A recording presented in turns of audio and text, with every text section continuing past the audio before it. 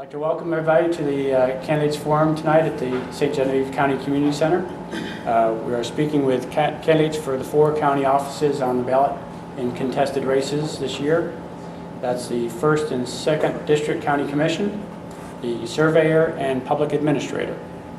Tonight's event is sponsored by St. Genevieve Community Access Television, which can be seen on Charter Cable Channel 991 and on the internet at www.stgentv.com. Both those outlets will be showing this forum between now and the election. Also sponsoring this event is the St. Genevieve Herald, which will have coverage of this forum in the November 2nd edition. My name is Toby Carrick, the editor of the Herald, and I will be serving as the moderator this evening. I thank you all for attending, and I thank you all for all the candidates for your service in elected office and for participating in the event tonight. As I mentioned to the candidates a little while ago, each will have 2 minutes for an opening statement, and that'll be followed by the first question, and then we'll have 1 minute to respond when the questions are answered. And at the end of each session, the candidates will also have a minute for a closing statement. The candidates have not seen the questions, and tonight we're going to begin speaking with candidates for County Surveyor. The candidates are Democrat Gerald Duck Bader, who is the incumbent, and Republican Thomas Hilbert, who is the challenger. Mr. Hilbert could not join us tonight, but Mr. Bader is here, and we'll begin with his 2 minutes for an opening statement, if he'd so choose. Good evening, everyone. As Toby said, my name is Gerald Bader. Like a lot of other people in St. Genevieve, there's a nickname behind it, and it's Duck. I like to say I was born and raised in St. Genevieve, but there was no hospital at that time, so I was born in Perryville. But I grew up in St. Genevieve, graduated St. Genevieve High School in '76, graduated Rankin Technical College in 1980, got my surveying start in 1981. 85, I received my license, and in 96, I was elected to the County Surveyor's office. And since then, this will be my 20th year in office. Through that time, I've filed over 1,600 surveys, over 350 MLS documents, and I've monumented over 240 monuments across the county.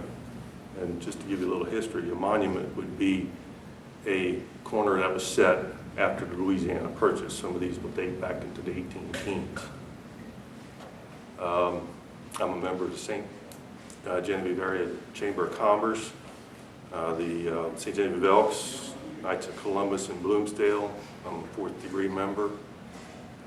I've donated services to St. Genevieve Catholic Church, St. Agnes Catholic Church, St. Genevieve Elks, to Bloomsdale, and the St. Genevieve Knights of Columbus. Let's see, I've donated 99 pints of blood to the American Red Cross.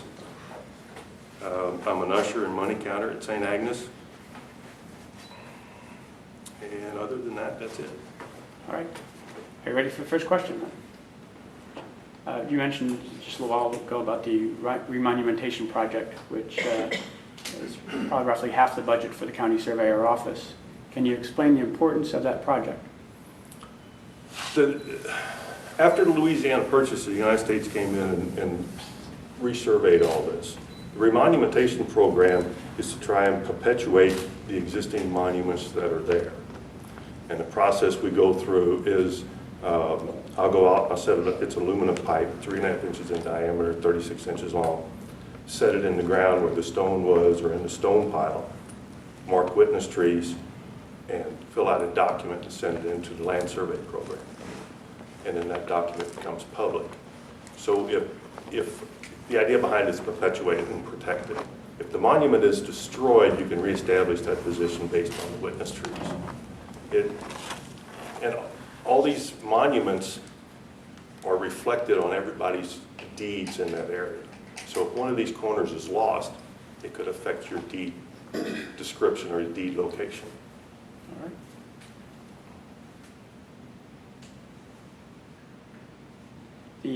Another half of the budget for the county surveyor is related to insurance for the person holding the position, with some smaller amounts for expenses.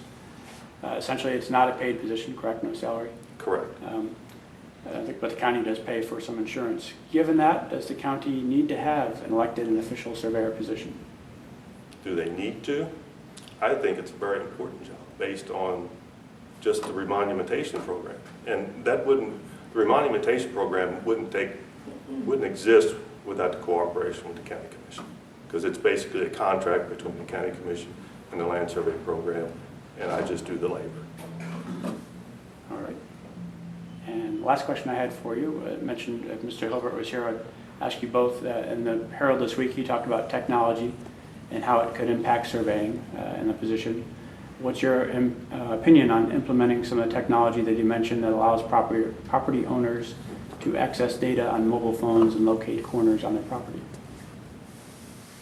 The technology is there. It's not quite in St. Genevieve County, though, to be able to accurately, with your phone or even with a handheld GPS unit, the technology is not there yet to be accurate. Handheld GPS unit and your phone, at the very best, is within 3 to 5 meters. So to use it to do some type of corner search or reconnaissance is great, but to try and survey with it and be, accurate with today's standards, it's just not there yet. That's something that would be coming in the future then with more? It's possible, but it would be expensive. The GPS equipment a person has to purchase to survey with is quite a bit more expensive than your phone or a handheld GPS unit. Okay. Well, that concludes questions that I had for you this evening. So if you cover anything else, you've got a minute of time if you want to make any kind of closing statement. I understand why Tom's not here, and my thoughts and prayers go out to him and his family. All right. Thank you very much. I appreciate it.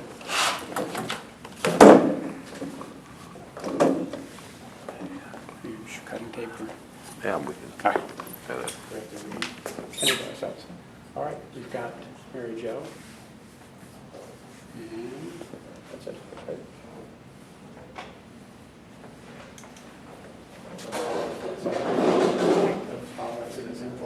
Okay, okay.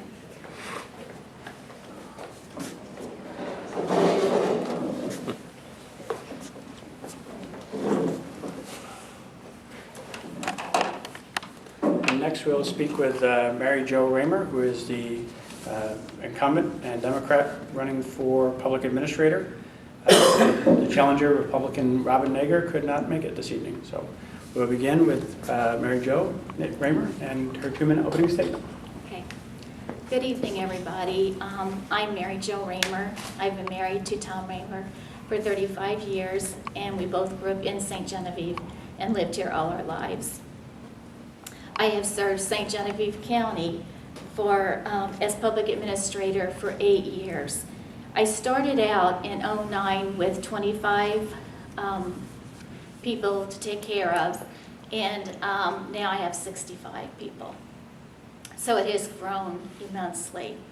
Some of the jobs that I do and some of the things that I have learned throughout the years, when I'm appointed as guardian, the first thing I do is placement, and that involves placing the individual into different facilities. If the individual comes from their own home, I have to place them in a facility, and then if they were in a home, I have to sell all their belongings. Most of the time I set up an auction. Then I have to sell the home. There's also sometimes personal property that has to be sold, vehicles and things like that. I also set up Medicare for some of the people if they need Medicaid. And also there are lots of VA benefits for many of them out there. A lot of them do not realize how many VA benefits there are. And not just for the men, but also their wives too. The second thing that I do as conservator, I set up a checking account for them, which includes my name and their name on it. And if they're in a facility, we usually take care of paying the facility. And if they're in their own home, we're paying like their rent, their house payments and bills, things like that. I also take them to doctor's appointments when they're in need of appointments. And then at the time of death, I've also had times when I've had to prepare the arrangements at the funeral home and take care of ceremony, different situations with that. Some of the qualifications that I feel like I have. That's actually my first question. Okay. What makes you qualified for the position? Okay. The first thing I have is that I feel like through the years, I have built up a relationship with a lot of the different administrators through the different facilities that I work with. So going through these different facilities, I get to know them, and I'm able to place the person with the type of facility that I feel works best for them. And I have known these people, for a lot of them, for 8 years, so I've gotten to really know them and their needs. A lot of them have mental disabilities. Some are bipolar, manic depression, things like that. And so through the years, I have been able to know the individual and kind of be able to handle their situations and know how to work with them. So I'm also on the Senate Board 40, which we have opened up several ISLs in town, which is like assisted living homes. And that has helped a lot here to keep the people in town versus having to house them in other towns.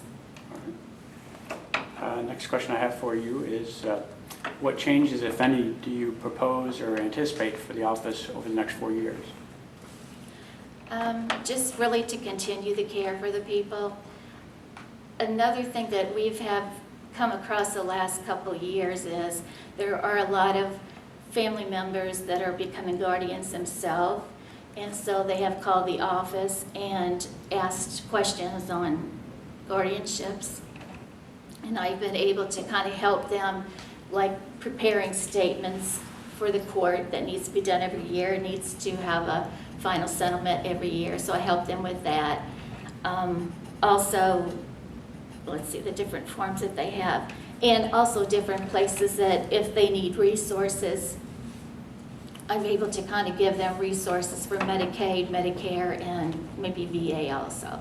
So. Do you anticipate there'll be continued growth in the kind of the demand for the office with the numbers? It's kind of been at a kind of steady flow right now, but I'm finding that I'm getting a lot more of younger ones with more mental problems. There's a lot of them out there that the families just can't handle, and I'm seeing a lot more of that come about. All right. My last question for you is, and actually refers to a statement that your opponent had made in the paper this week, where she talked about believing in a small, limited government which knows its place in the community. I'm just curious if you have a governing philosophy, or if that's something that you think applies to this office even. Not really. I think the job is more compassion. You need that to take care of the different types of people that I take care of. One thing that I do want to say, though, I do know that I do hear a lot with me running on the Democratic ticket that I'm not pro-life. I grew up with a very strong Catholic faith. I am 100% pro-life. But with that Catholic upbringing, I've also been taught to help the poor and the elderly also. And so with that, there's a lot of issues that I have to work with Medicaid, because probably 75% of the people are on Medicaid. And so there's a lot of times that we have to contact our representatives, our senators, and kind of push for different things that would help the people with Medicaid. So, yeah. And if there's anything else you want to cover, you can have a 1-minute closing statement. Okay. Well, I'd just like to ask the people to really look into the individual and how they believe, what they believe in, not just the party that they're running for, but the individual. I am very passionate about this job. I really care for the people, and I just hope that I can get your support at the polls so that I can continue the next 4 years serving the people. Thank you very much. I appreciate it.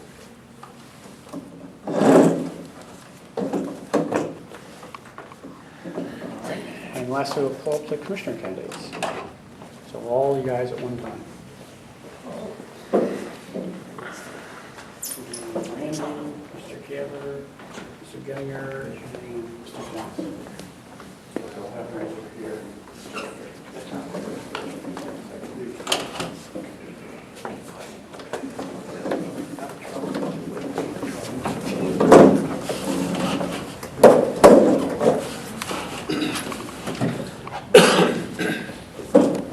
We're going to conclude tonight with the candidates for county commission.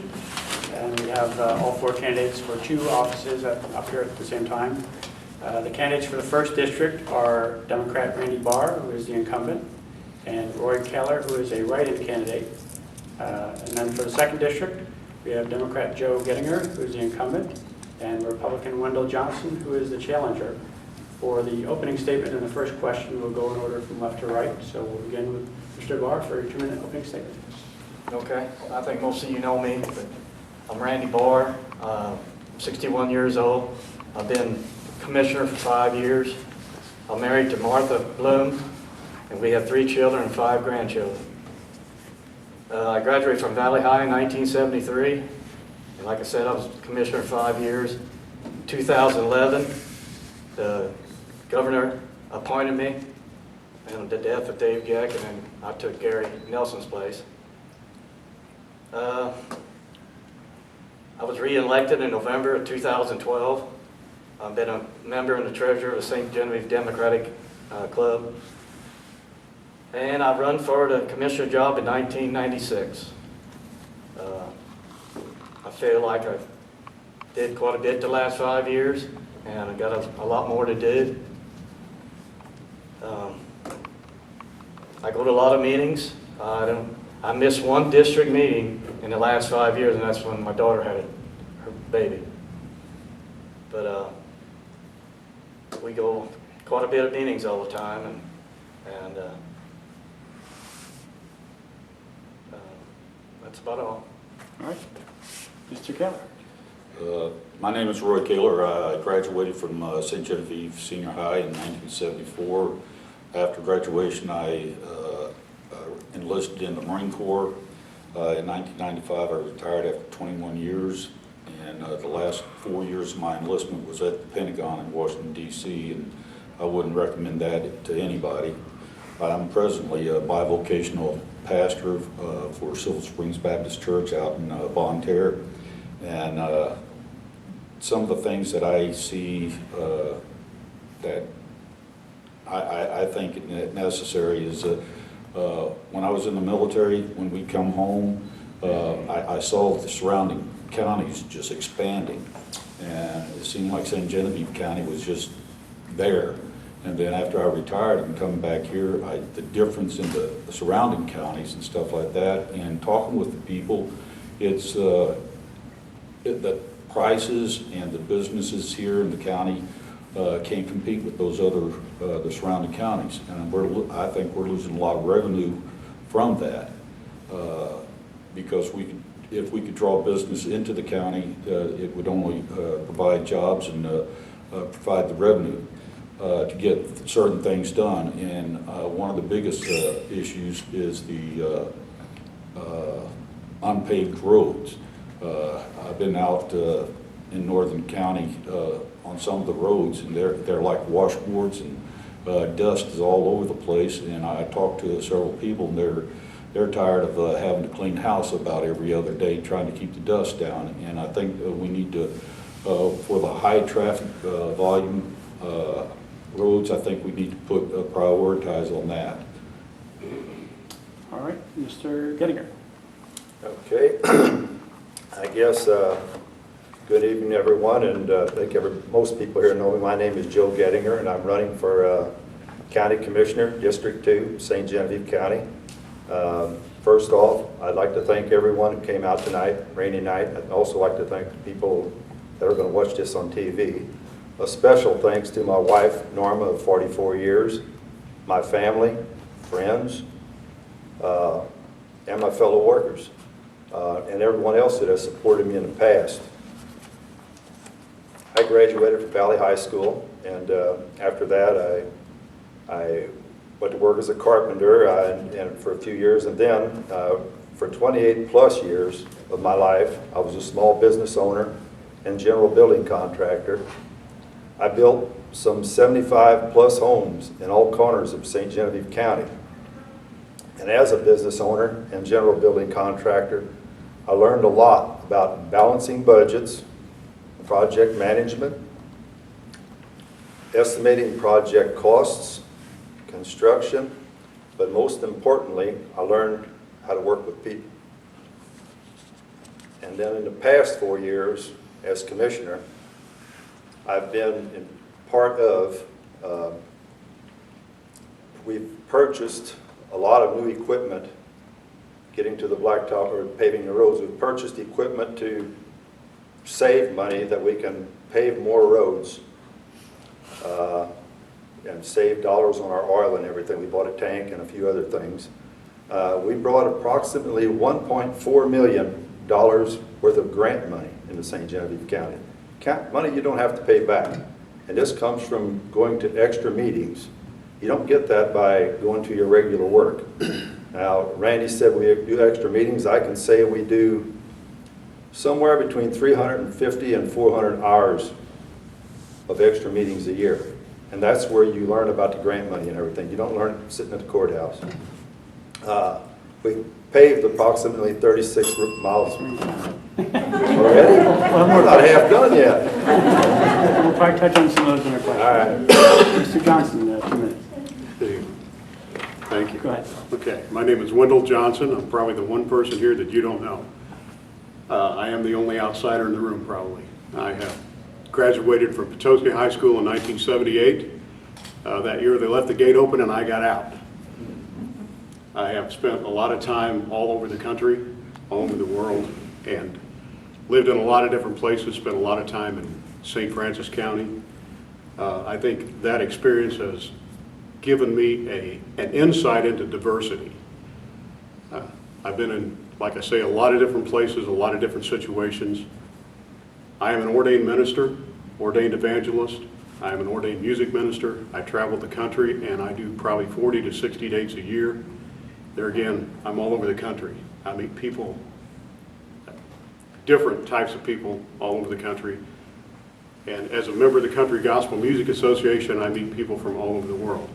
I sit on the Country Gospel Music Association's board of directors. I am their national chapter director. As in that position, I oversee the formation and operation of chapters, make sure they're done legal. I sit on the board of directors of Life Ministries, through whom I'm ordained, and soon I will be named their executive vice president, as well as the executive vice president of the Country Gospel Music Association. And I feel that that experience in those fields, along with the job experience that I have, lots of management positions, have a lot of people experience, a lot of people skills. I think that qualifies me for the job that I'm running for. Thank you. All right. We'll go the same order again to start with Mr. Barr. And first question has to do with county roads, which each of you has mentioned as a priority in your lists in the paper this week. There's also one mention of whether the special roads district should exist from one of the candidates.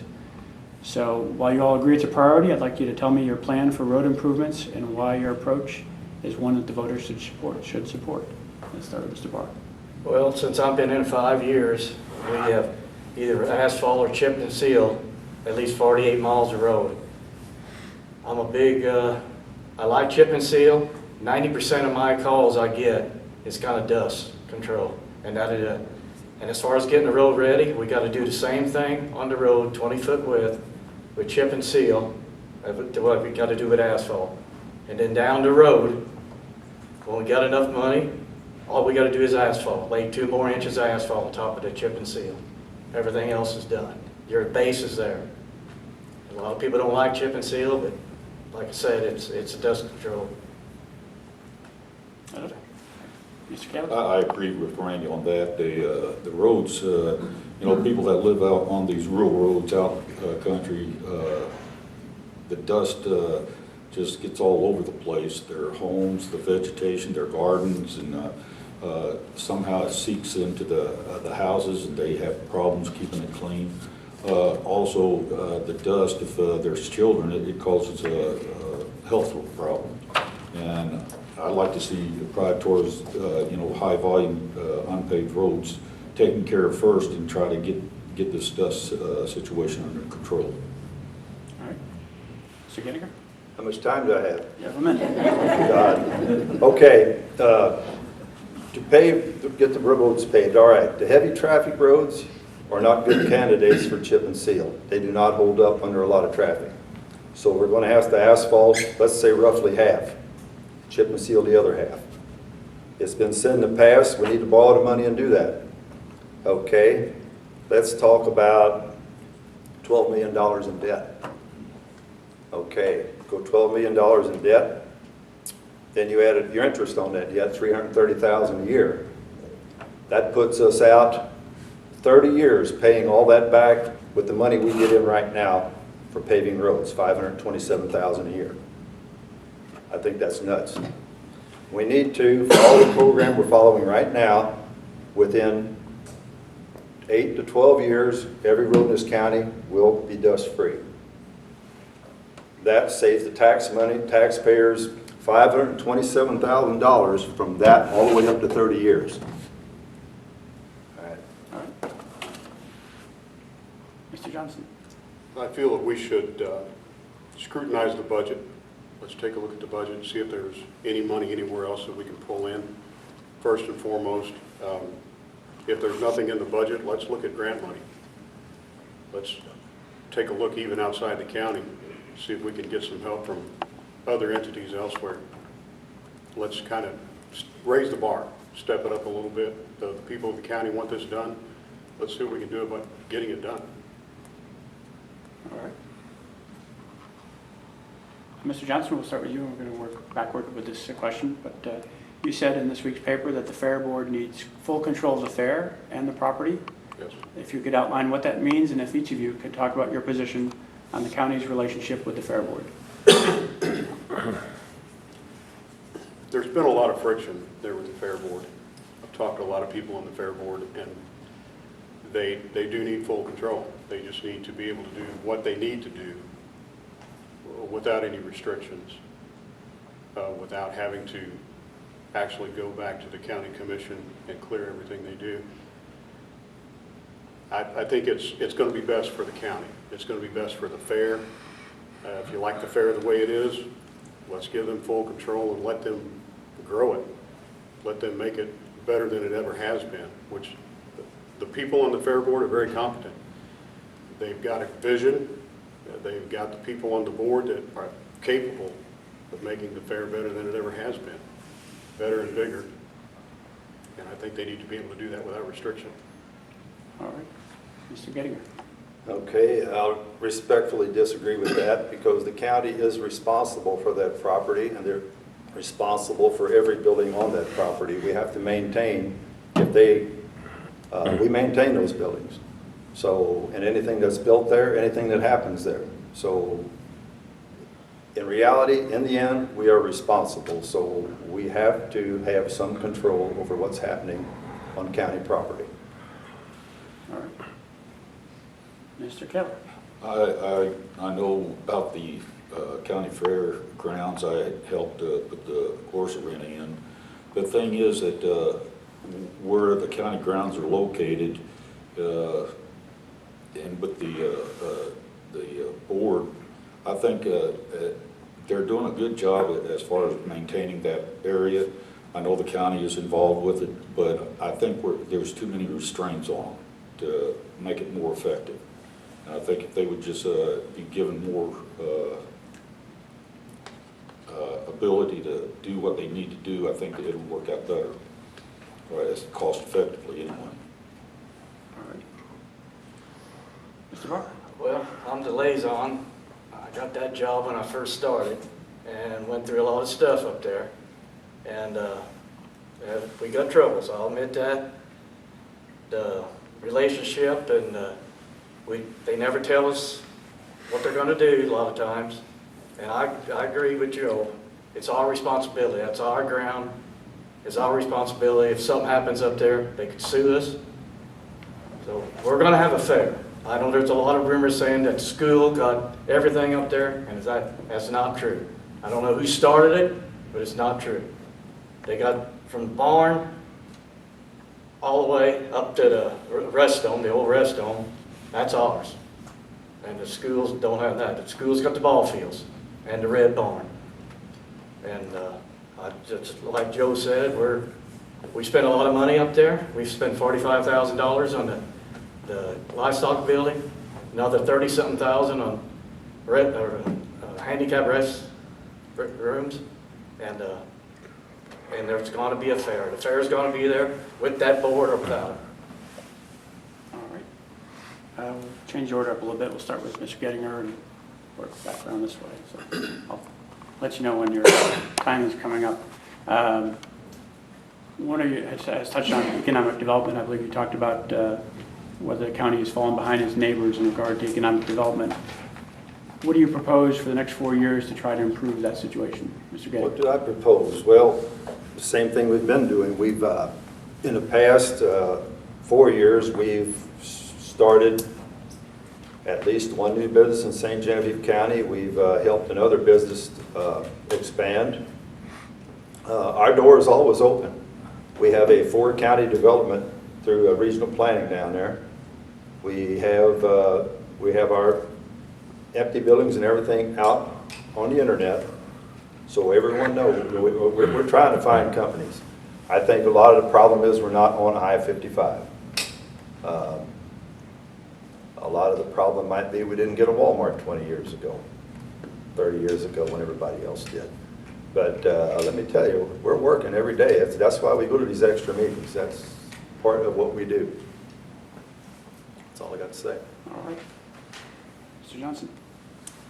I think we've got a pool of counties around us that we can look at. We can see their economic development. We can see their growth. Why not just sit down with those commissioners and get some ideas from them, see what they've done.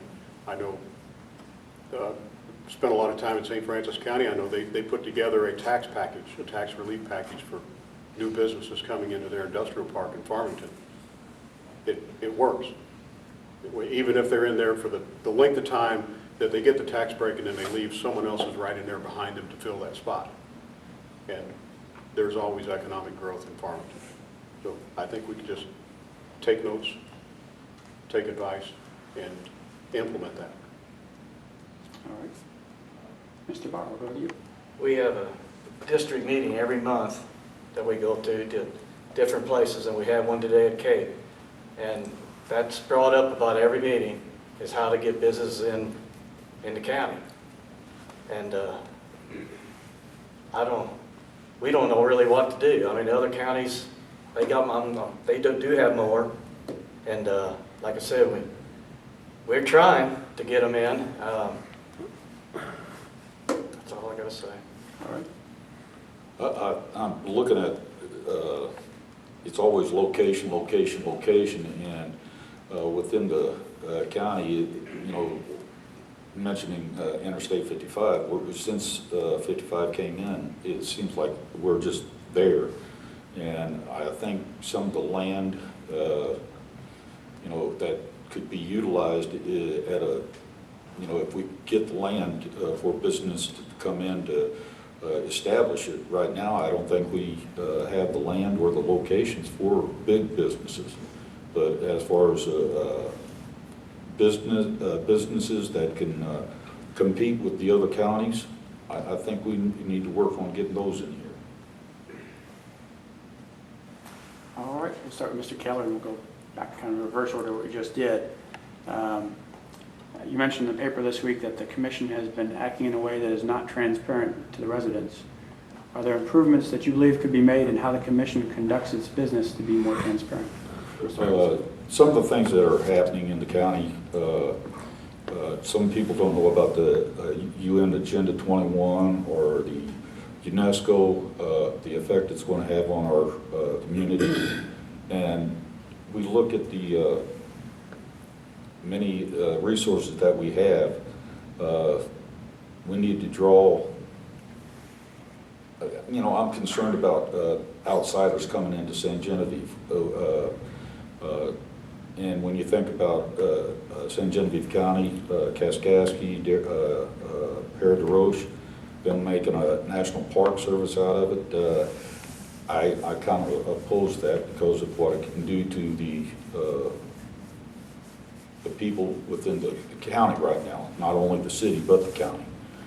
And I would like to see some, the meetings moved to the evening times to allow people that work time to come to the meetings and see what's going on. As far as I can know, that they haven't conducted any meetings in the evening to allow people to attend. Mr. Barr? Well, we have meetings twice a week, on Mondays and Thursdays. And Toby, you're there every Thursday, and it's in the paper. I mean, our door's always open, the phone's there, if anybody wants. We get a lot of calls, and we answer them the best way we can, and that's all. All right. Mr. Johnson? I think that's one of our best tools right there, this camera. If you want transparency in government, let's put people in the meeting room.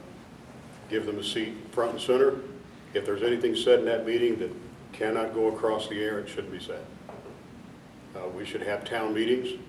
Let's meet in Bloomsdale. Let's meet in St. Mary. Let's meet in Kaufman. Just have a town hall meeting and a forum and let people know this is what's going on. What's your opinion? And take that opinion back to the courthouse so the people have a voice and they feel like they actually have representation in the courthouse. All right. Mr. Getty? Well, when Randy said, you're there every Thursday, all day long, we can't get by with anything. The minutes are always available to both of you. So I don't know where we could be hiding anything, to tell you the honest truth. So I think we have a lot of transparency, a lot more than we had years ago. All right.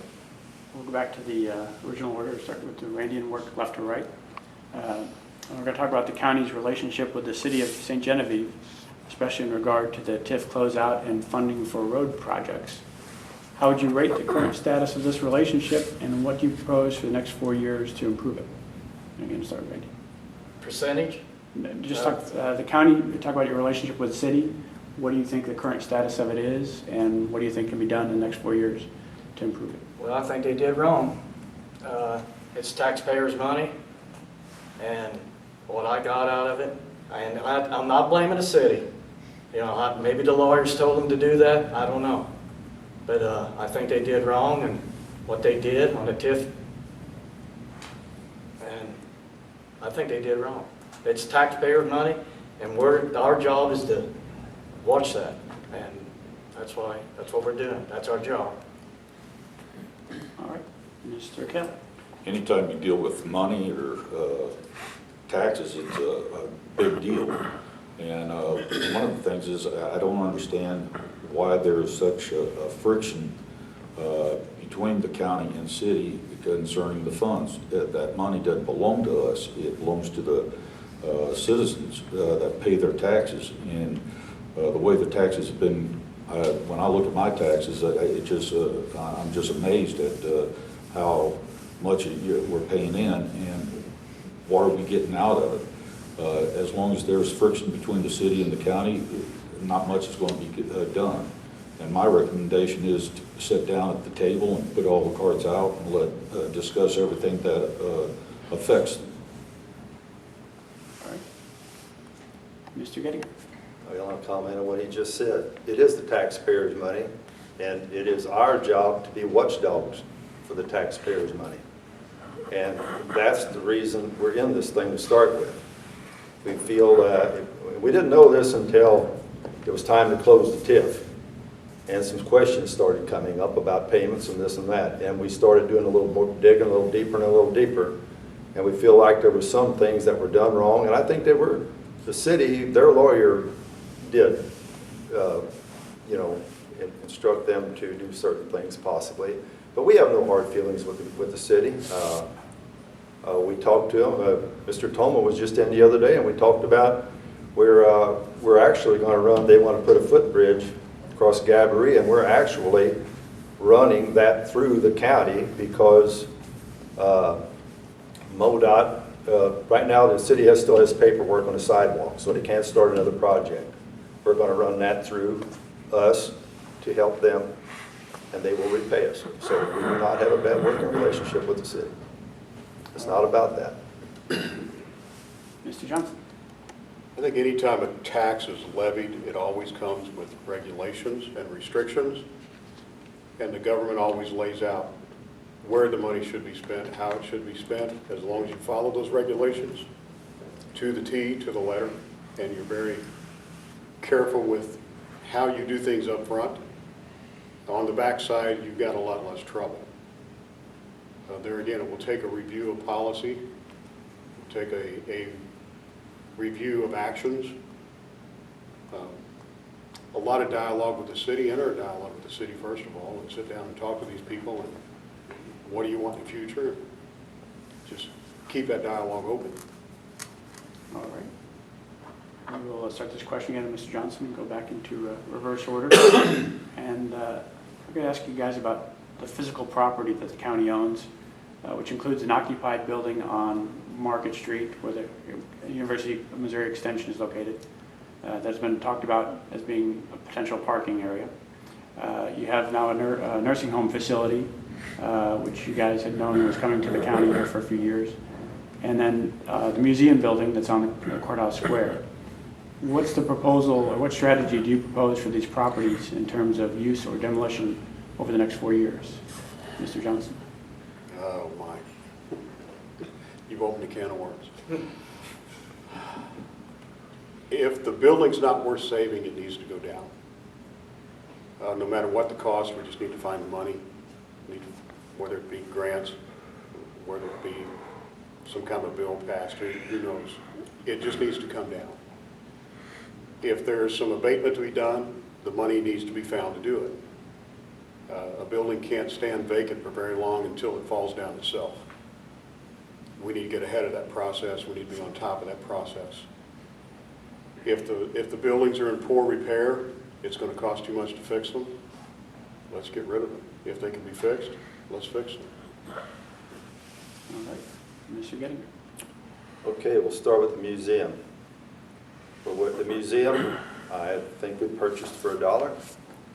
Our intentions are to possibly, when this county becomes a first or second class county, we need an auditor that would fill it, or the extension could possibly go in there. As far as Riverview, we are, not in my face, Riverview, we are just sitting here waiting to see if we possibly can find someone to take the building over. If that doesn't happen, it will be torn down in a timely manner. And as far as the old extension building, we do need parking area. Anybody that does any business around the courthouse knows we need parking area. On funeral mornings, a lot of the people that work there can't find a parking spot. People that come in to see you, visit you, can't find a parking spot. So we definitely need to do that. And as far as the old museum, there's a lot of possibilities for the county. And as far as Riverview goes, like I said, if it needs to be torn down, we will do that in a timely manner. It's just one of those things that has to be done. All right. Mr. Keller? Looking at the history of the town and everything, and we have a lot of tourism that comes in, and where the extension building is, to me, if that building is not feasible to maintain, I would say that that would be a good location for parking. The nursing home, again, I know the commissioners have been working on that and not seeing any takers on it yet, so we just have to, give it some time, see if we can get some takers. If not, try to tear it down, utilize the land for something else. The museum, I I got some pros and cons about that because of the value, the historic value of it. And I'd just like to see that it would, you know, if it's there, just there, then we need to tear them down too. But make sure that we can utilize the property to our benefit. All right, Mr. Barr. Well, I'm from the old school. I just hate to tear anything down that's got any kind of use at all. But like the rest home, I mean, we've been trying for the last 2 months to even give the stuff away. And that's inside of it, and nobody wants it. There's a lot of good stuff in it, I think, but as far as the building, it's just too much, 35,000 square feet. They're just, nobody wants to do anything with it. The museum, that's great, I agree with Roy. I think we need it there, and like Joe said, we'll find use for that. The extension, some people want to keep the front part and tear the old part down, and I kind of agree with that. But we'll just have to wait and see how much money we got, because it's going to take a lot of money to tear that restone down. I mean, anyhow, if there's asbestos in it, and I don't know where we're going to get the money to do that. All right, this one will start with Mr. Gettinger. Work back in this circle here. So, almost on a few more questions to go. The county is a contributor to the New Bourbon Regional Port Authority and appoints some of the members of that board. What should the county do differently, if anything, with regard to port development? What should we do? Well, I had heard today they're looking for a new stevedore. And that would be one of the first things we need to do, get someone to develop it. We've been working on that too. They have been working on that. As a county, we quit putting money into it at this point. First, we want to see something move.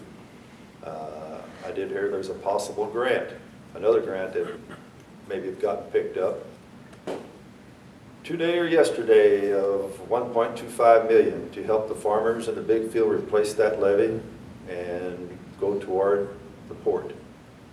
So you can't have a port without the levee fixed. So I think maybe we're back on the track, because I talked to one person that said they were approached about being stevedore, and there's some possibilities there, so we'll wait and see. Mr. Johnson. I can agree with that. The levee does need to be fixed. And if there's a grant for that, yeah, let's move forward with that. And the county needs to work hard to find a developer. Need to work extra hard. That needs to be finished. It's very important. It's part of a port system that's up and down the river, and that's a whole. It's not just, we're not just an island. We're a part of that port system, and maybe we can reach out to those people and they can help us in some way, shape, or form. Mr. Barr. Well, 5 years ago when I got this job, I was excited about that port down there. I'm not no more. It's spent a lot of money down there, and it's sitting idle. And I was really big on grain bins down there for farmers, so many farmers around this area. And now they're putting a grain bin right across the river to Chester, down from Chester. So that's history there. And it's just terrible. You go down there, there's Johnson grass as tall as the ceiling. And it's really annoying. That's all. All right. Mr. Kelly. Last flooding that we had, I volunteered to walk the levee at night to make sure that it doesn't leak, and got a good feeling that the levee needs to be maintained. Right now, too many levees are on the river, and it's just causing a bunch of water, and it's causing erosion to the land that's on the other side of the levee, which is going to cause the levee to start eroding. And we're going to have to keep an eye on that to keep it from eroding and causing the flooding of the big fields. I know the gate up there at the north end of the levee, there was water coming through there like crazy, and we had to do some emergency loading of gravel and stuff to keep that from washing out the field on this side of the levee. So The levy is very important to this community and also for the farmers in the pig field. All right. We'll start with you on this one, Mr. Kaler. The county recently attempted to pass a use tax, which was defeated by the voters. Would you support taking this issue back to the voters, or do you believe it should be just left as it is? I think, personally, I think that we're paying too many taxes as it is right now. And just to put more taxes on the burden of the people, I don't think is necessary. I think we just look at the budgets and stuff and just try to, I know with the church I pastor, we get involved with the budget, and it's a difference between keeping our doors open and closing. And if we don't scrutinize the budget and, put the money where it needs to be, you end up with problems. And I think this is the same problem at a county and city level too. All right, Mr. Barr. Well, that was discussed at the meeting today too. Perry County passed it a year and a half ago, and just this year, they got over $300,000 already. And the tax, you don't have to pay. It's if you go out of town to Chester or someplace to buy a car or lumber, then you're exempt from the tax here. City tax, they got it, the use tax. County, they don't. But I really think it ought to be put on the ballot again and let the word get out better what it really does. Well, how much money you can get out of it. That's Perry County alone. Probably close to since they passed a year and a half ago, $500,000. And Cape's more than that yet. I mean, it's money that's could really help us in this county. Hell, that's 5 miles of asphalt. So I think we need to put it on ballot again. All right, Mr. Johnson. Personally, I'm opposed to any more taxes, but unfortunately, in today's economy, it's probably a necessary evil. Before we do something like that, I think we should really scrutinize the budget. Look at the budget and make sure that there's no money available anywhere else. Let's try every way in the world to not impose another tax. If there's no way possible, yes, let's put it back on the ballot. All right, and Mr. Gettinger. Okay, the use tax. The use tax is only charged to people that buy things out of the state. So we are simply losing all that money from people going out of state. It does not affect you one bit unless you're buying out of state. So I agree with our ambulance director. He said a while back that let's look at the next few years. If we have to raise our tax rate to cover this county, that use tax could have filled that in. And it's going to be costing our residents more tax money that could be paid from people buying things out of state. The only time that's charged is people that buy things out of state. So we're losing a lot of money that could come here and we could use it. All right, I've reached my last question, so we'll go in this order, and then we'll do the closing statements into the reverse order. So we'll start with Randy on this one. Does the county commission need to take an active role in promoting any kind of planning and zoning or nuisance laws? Well, that's going to be up to the taxpayers. I'll tell you that. We get a lot of calls on both ends of planning and zoning. Trailer court at one end, we couldn't do nothing about it. We get a lot of calls. But I think if planning and zoning, the taxpayers should decide that. I agree with Randy that people need to be part of the system for, this. It seems like we're using more land and the wildlife and everything is starting to infiltrate into cities. It's hard to take care of it once that's happened. I don't have an answer for that. I would look into it a lot more to see how effective we can do something about it. Mr. Gettinger. Okay, I will agree with Randy. That is a taxpayer's issue that should be voted on. And whatever the public votes on, I will enforce. It's my job to enforce that. So that's how that would have to be. Mr. Johnson? Yeah, I think the taxpayer should have a say in that, yes. But county government has a certain amount of authority.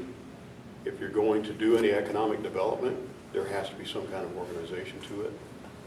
Zoning and planning is part of that. There again, it's a necessary evil.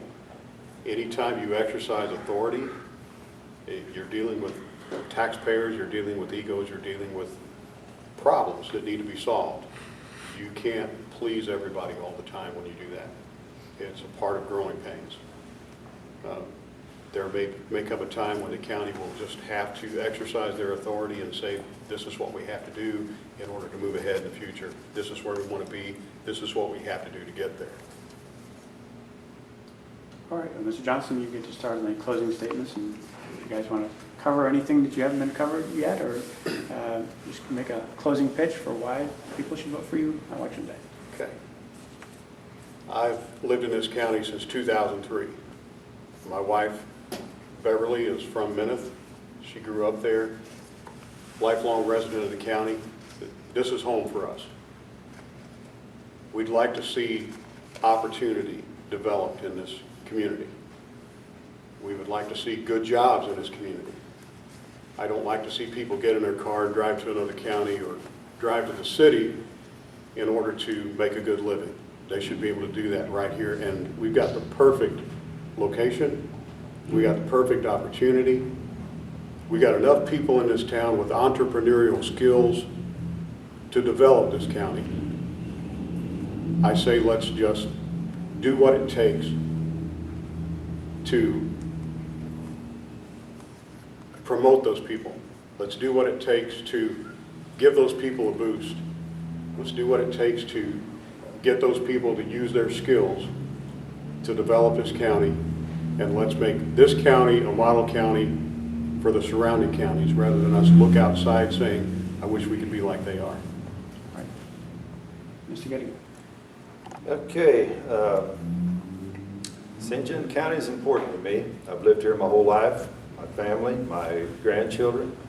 I enjoy working with the people of St. Genevieve County. I enjoyed working with them when I was in business, and I still do. I'd like to continue that if elected on November 8th. So I would appreciate your vote, and thanks.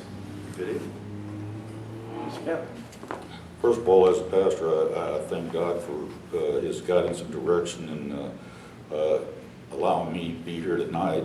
And I thank those that have conducted this forum.